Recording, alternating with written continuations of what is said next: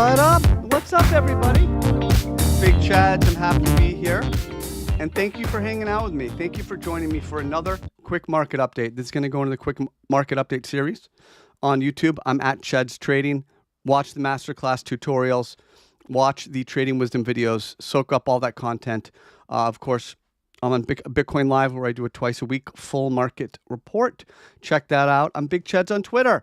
Thanks for hanging out, folks. Let's do another quick market update. This will be another 10, 15 minutes. I want to give you my thoughts in the market. We had a great video yesterday, and I'm going to try to give you another great one today. Hit like, hit subscribe, leave a comment, and let me know how you're doing, where you are in the world. And Bitcoin is bullish. And it's grinding higher. It's doing a little bit of consolidation.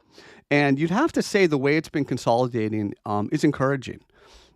We are just continuing to push back towards the range peak here, and you see the more aggressive buyers really at every step. I mean, we had that shock low to 92K, and now more aggressive buyers at 94.5, and even now up to around 98.5. So, what do you do?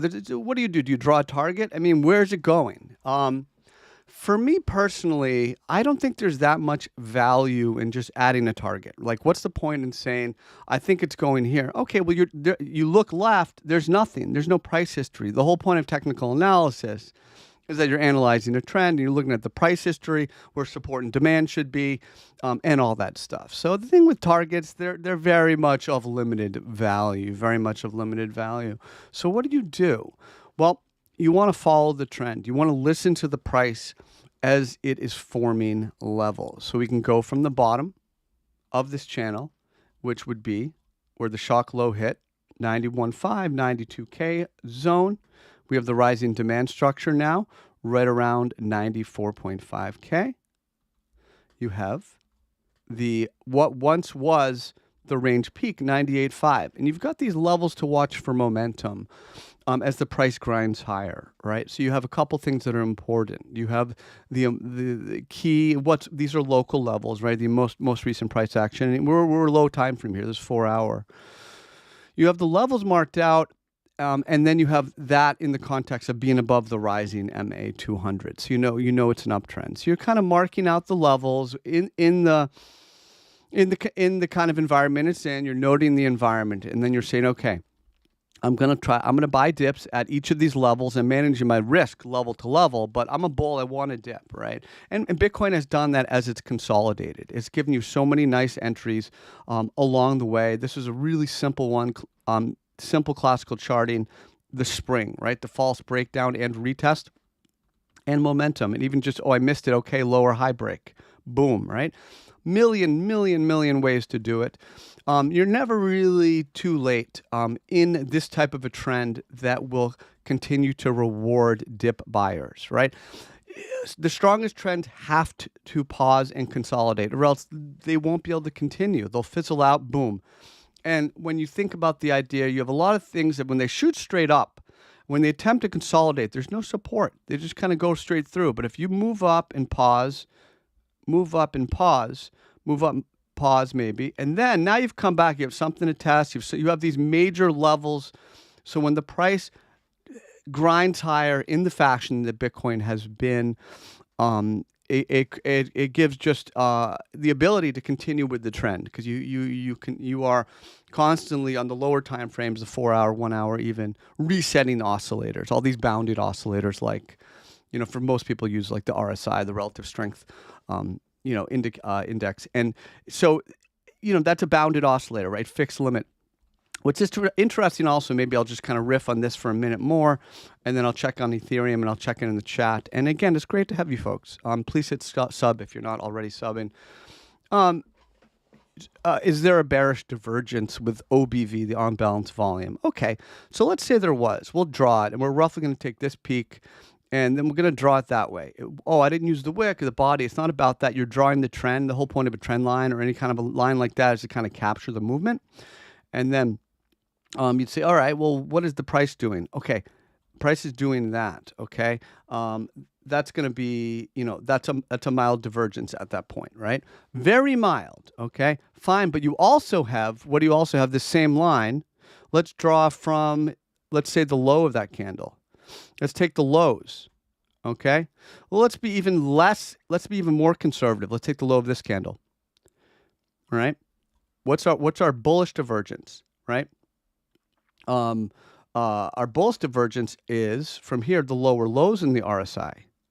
So at the very minimum, this mild divergence is canceled out by the hidden bullish divergence of RSI. Because remember, you're using the RSI not for regular divergence, but for continuation divergence. And this conceptually makes sense along what I was talking about earlier with consolidating and holding price gains. When you can do that, you get the RSI cools off and allows for room to run, right? And that's why like hidden bullish divergence makes sense.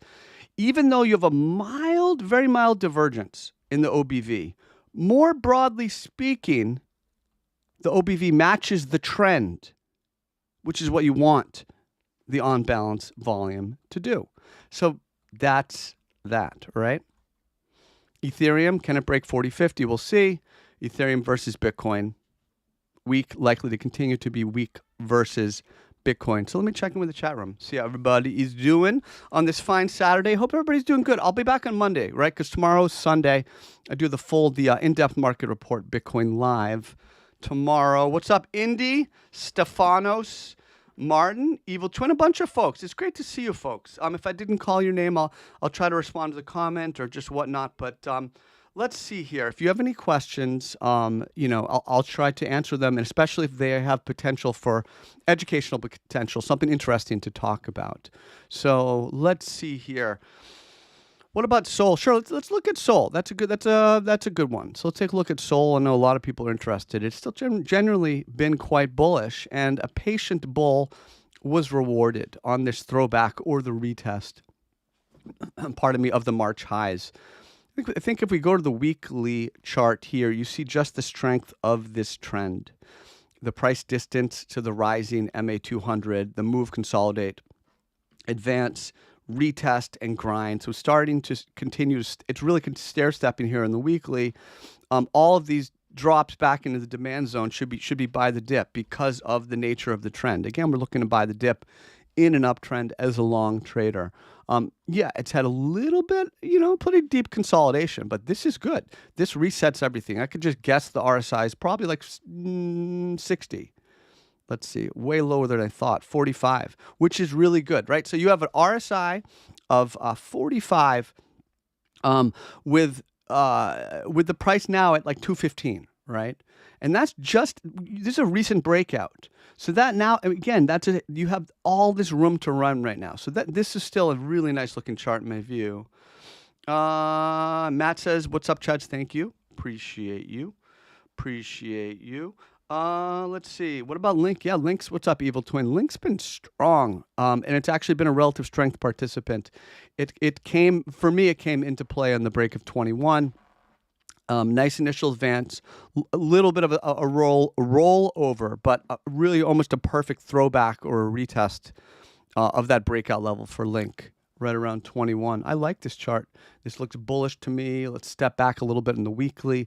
This looks really good. It may take its time to churn through, but right now, bulls are very much in control right now of this chart. Matt says everyone liked the video. Hey, don't worry about it. Not everyone does. Not everyone's an active viewer. I do spaces on Twitter all the time, Twitter X, and very few people actually come up and ask a question. I'll literally just talk to you. I'll just talk about whatever you want, chart requests, whatever. And so some people just like to absorb content without interacting, and that's fine. Just sub. If you can, make sure you sub. Let's see. Maybe I'll do a couple more. Hello, Cheds. Can I do Verasity? Sure, I'll do VRA. I know there's a couple different ones on this, but hopefully I will get the right one for you. I'm happy to do these requests. I certainly cannot do all your requests. I do that at Bitcoin Live. Here, I'll just kind of short updates. So what do I think about this chart? The overall context isn't great. I don't like the sideways trend with some recent bearish momentum, but it's certainly come up off of the bottom. It's certainly come up. It's certainly been upgraded. You very much want to see this level hold, which is like, 0.05 roughly, right? Where the descending triangle broke down. Recapturing this level is significant. You want to see it hold. It did initially, right, on this big flush. But there's some bear momentum back towards that. So be on guard a little bit. Bears have a little bit of local momentum. And if they're going to continue, and this will stair step, it's going to need to hold here. So that's what I would say about that. And we're wrapping up here pretty soon back to Bitcoin. I talked a lot about just kind of the 4-hour channel and identifying the key support and demand levels. Go back and watch that if you'd like. Within the kind of the midst of that rising MA200, and how we have really no information about potential upside targets. I don't think that's the way to do it. We want to follow the trend, look for opportunities. We want to look for opportunities in movements against the trend. And Bitcoin has given us that throughout the years. You've seen it on YouTube updates, Bitcoin Live, certainly on Twitter. But thanks for hanging, everybody. If you haven't yet already, you really need to go watch the Masterclass tutorial series. Free versions of my books here on the YouTube channel. I am working on another book trading journal. I'll have it out in 2025. It's going to be awesome. I'm going to have basically 15 or 20 different like trade ideas, techniques, and how to define them. And then like how to start a journal and how to record your trades. I'm having a lot of fun writing it. Hopefully you'll enjoy it. But in the meantime, check me out here. I'll be back on YouTube on Monday, and then because I'm doing Bitcoin Live tomorrow. So I'll be back YouTube Monday. Please hit like, please hit subscribe, and thanks for hanging out for this quick update. I will see you around. Have an awesome weekend, and be well. Thank you.